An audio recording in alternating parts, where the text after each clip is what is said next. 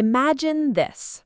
It is Monday morning, your coworker smiles and says, "Hey, so what did you get up to this weekend?" And you freeze. Yeah, that moment, your brain just stops. You know what happened. You had a great weekend, but the words, gone. Exactly. And here's the thing. It's not your English that is the problem. It's just that nobody ever taught you the real, everyday phrases people actually use when they talk about their social life. The casual ones, the natural ones, the ones native speakers say without even thinking. And that's exactly what we're fixing today.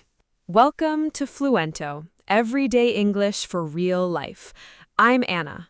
And I'm David, and by the end of this video, you're going to know exactly what to say whether you're making plans, talking about a party, catching up with a friend, or just doing that classic Monday morning small talk at work. So, take a breath, grab something warm to drink, and let's go. Okay, David, quick question. If I asked you right now, are you free this Saturday? How would you answer? I think I would say, yes, I'm free on Saturday. Okay, that's perfect, and it's completely correct. But here's the thing. In real conversations, people say it a little differently. It sounds a tiny bit formal, like you're in a job interview. Oh no, I don't want to sound like that at a party. No, you do not. So let's fix that. Instead of, "Yes, I'm free," a native speaker would probably say something like, "Yeah, I should be around," or "I think I'm free, what's happening?" Or maybe even just, "I'm in, what time?" I'm in. I love that one. It's so short. Right? Just 2 words, and it says everything. It means, "Yes, I agree, I want to come, count me in." Super casual, super natural. Now let's talk about the question itself, because "are you free" is good, but there are other ways to ask it. You might hear, "Are you up to anything this weekend?" Or "Have you got anything on?" That one's very British. Or simply, "Any plans?" Oh, any plans? That's such a normal question, isn't it? Like anyone could ask you that. Exactly. At work, with friends, with family. It's short, it's friendly, it doesn't feel nosy. And the beautiful thing, if you don't have plans, you can just say, "Not really, no. Why? What are you thinking?" And that opens the door for them to invite you. Perfectly said, David. Now, what about when you want to suggest something, like you want to make a plan happen? I would say, do you want to go for coffee? Good. And you can also say, "Do you fancy grabbing a coffee sometime?" Or, "We should do something soon. It's been ages." That phrase, "it's been ages," it means it's been a long time since you haven't seen someone. Really common. It's been ages. I need to use that. Start today. Now, what if you can't make it? What if you have to say no, but nicely? This is tricky for me. I always feel bad saying no. I think we all do, but there are very warm, polite ways to decline. You could say, "Oh, I'd love to, but I've already got something on." That's very soft. Or, "I can't make this one, but let's do the next one." That sounds natural, and you're already saying yes to the future. Oh, I really like that. I can't make this one, but let's do the next one. It doesn't feel like a hard no. Exactly. It keeps the door open. Okay, let's do a quick recap of the phrases from this section. Are you up to anything this weekend? Casual way to ask about someone's plans. Have you got anything on? British way of asking if you are busy. I'm in. Short and enthusiastic way to say yes to an invitation. I should be around. Informal way to say you are probably free. It's been ages. It has been a very long time since we met. I can't make this one, but let's do the next one. A soft, friendly way to decline without closing the door. Do you fancy grabbing blank? British friendly, casual invitation. Okay, Anna, so imagine it is Sunday afternoon. I am meeting a friend for a walk, and she asks me, "So, how was your Saturday night?" How do I start my story? Great question. So, in English, we very often start a story, especially a social story, with the word so. Just that word. So, it signals, I am about to tell you something interesting. It is like a small stage curtain opening. Oh, that is nice. Like, so means get ready, here comes the story. Yes, exactly. And then you give a very short summary first before the details. Think of that like a headline in a newspaper. You give the main idea, then you explain. So instead of jumping straight into all the details, you would say something like, "So, we ended up going to this rooftop place near the river. It was really something." Then you tell the story. It was really something. What does that mean exactly? Great question. It was really something. It means it was impressive, memorable, special. Not quite it was amazing. It's a little more understated. English speakers love understatement. It leaves something to the imagination. Okay, so I could also say it was quite something. Same idea? Exactly right.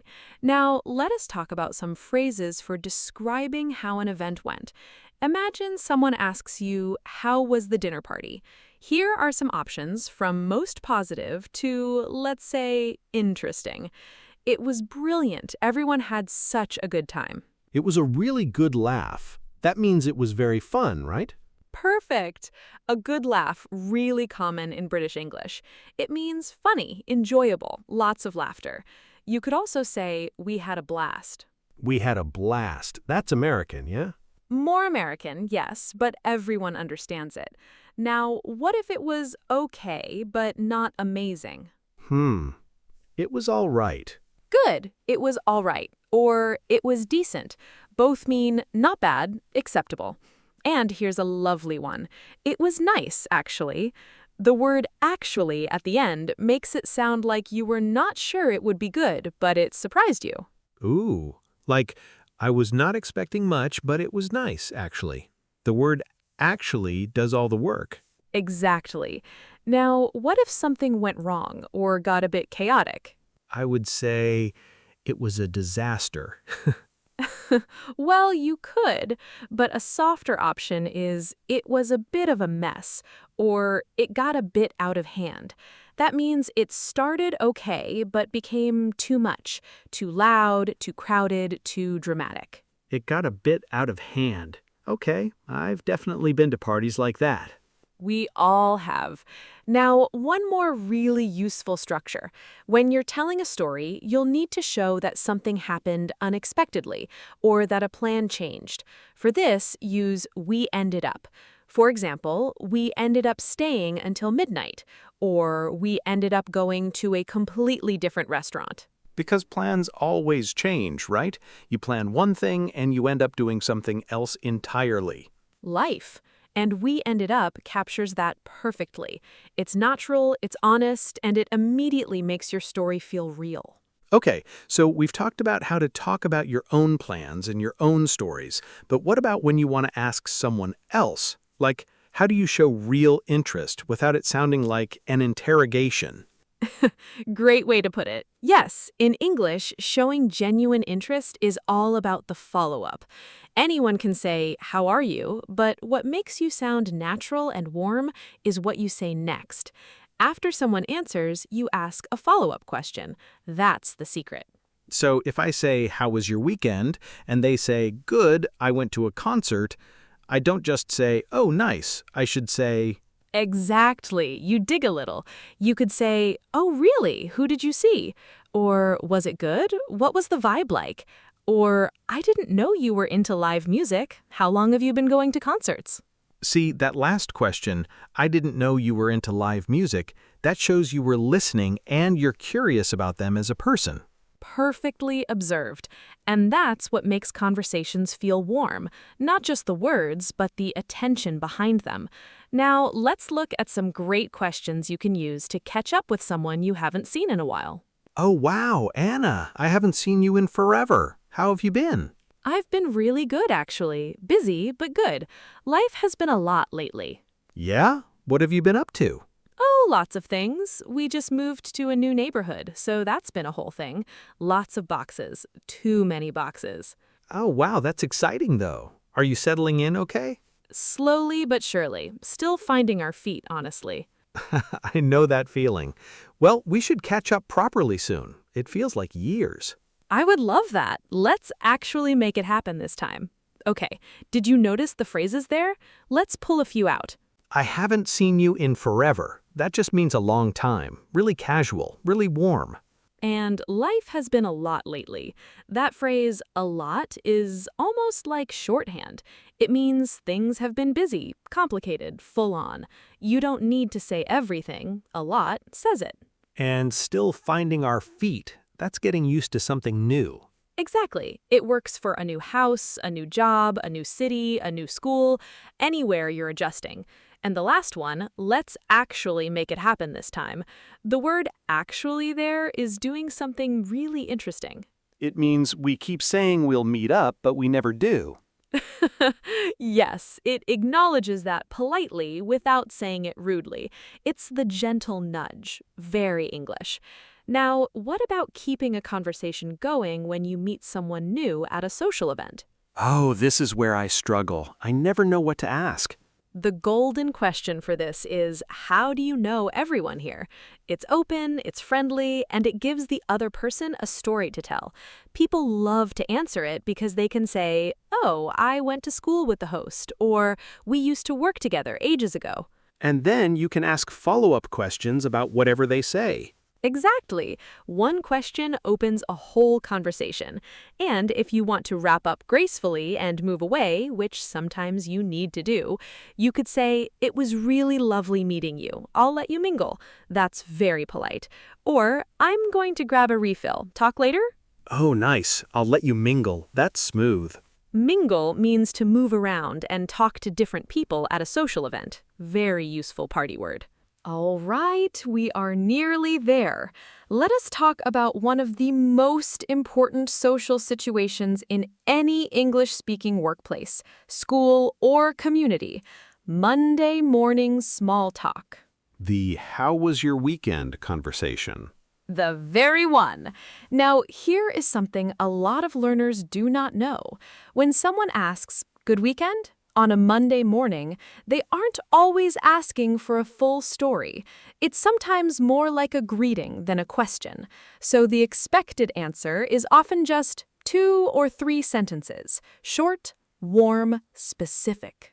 So if someone says, "Good weekend," I could say, "Not bad at all. Went out for dinner with some friends Saturday. Really good place. You?" Perfect. That is the formula, actually. 1, a short overall feeling. Not bad. Yeah, pretty good. Really nice. 2, one specific detail, just one. 3, and then you, to pass it back. The "you" at the end is important, right? So important. It shows you're not just talking about yourself. It shows you are interested in them too. And it keeps the conversation moving naturally. Okay, what are some of the most natural phrases for that first bit, the overall feeling part? Great question. You could say, not bad at all, which sounds positive, almost surprised. Or, yeah, it was a good one. Calm and satisfied, or pretty low-key but nice. That signals it was quiet but enjoyable. Or, honestly, a bit tiring but good. A bit tiring but good, so you can be honest without complaining. Exactly. And honestly, at the start, that small word makes everything sound more genuine, like you're giving your real answer, not a polished one.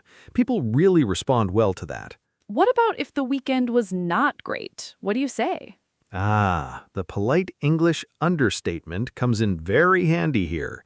You could say, "It was okay," or "It was one of those weekends, you know?" That phrase, "one of those," it communicates that things were a little difficult without saying too much, and then you can change the subject. One of those weekends. I know that feeling. We all do. And if you genuinely do not want to talk about it, I'm just glad it's a new week, to be honest. That's light, it moves things forward, and no one pushes. That's really clever. Okay, what if someone tells you about their weekend and you want to respond? How do you react naturally? Great. So natural reactions are really important. Instead of just saying, oh, good, to everything, which sounds flat, try some of these. If something sounds fun, oh, that sounds brilliant. Or, oh, that sounds like such a good time. If something sounds hard or surprising, oh, wow, I bet that was a lot. Or, oh no, are you okay? And if they tell you something exciting or unexpected, no way, what happened? Or, oh, I need to hear more about that later. That last one is great. I need to hear more about that later, because sometimes you don't have time for the full story, but you want to show you care. Exactly. It's the promise of a longer conversation. Very natural, very warm, and it builds relationships over time. Okay, I'm going to say some things learners often say, and Anna, you tell me the more natural version. Deal. Mistake 1. Yes, I enjoyed myself very much at the birthday celebration. Ha, that's lovely, but very formal. More naturally, yeah, it was so much fun. Really glad I went. Mistake 2. I was not able to attend due to a prior commitment. Perfect for a work email. But with a friend, I had something on, I couldn't make it. Next time, though, for sure. Mistake 3. My weekend was satisfactory. Satisfactory! Your weekend is not a school grade. Just say, it was pretty good, actually. Nothing too crazy, but I needed that. Done. Human, natural, done. Nothing too crazy, but I needed that. I love that. It tells a whole story in 7 words. Okay, we covered a lot today. Making plans, talking about events, catching up with people, and nailing that Monday morning small talk. And here's the most important thing I want you to remember. You don't need to use all of these phrases at once. Pick one, just one, and try it this week. Yeah, maybe it's I'm in the next time someone invites you somewhere, or not bad at all when your coworker asks about your weekend. One phrase used once in real life, that's more valuable than memorizing 100 of them. I completely agree. And here's your little challenge for this week. We'd love for you to write one sentence in the comments below. Tell us about your last weekend using at least one phrase from today. Something like, we ended up going to this little market. It was a really something. Whatever is true for you. We read every single comment, every one, and we love seeing how you're using the phrases in real life. It genuinely makes our day. Now, if you enjoyed this episode and you want more of this kind of real, natural, everyday English, make sure you subscribe. We put out new episodes every day, always calm, always clear, always practical. And if you have a friend who's learning English, share this with them. It takes 2 seconds, and it means the world to us and to them. We'll see you in the next one. Until then, keep practicing, keep being kind to yourself, and remember, Your English is growing every single day. We'll see you soon.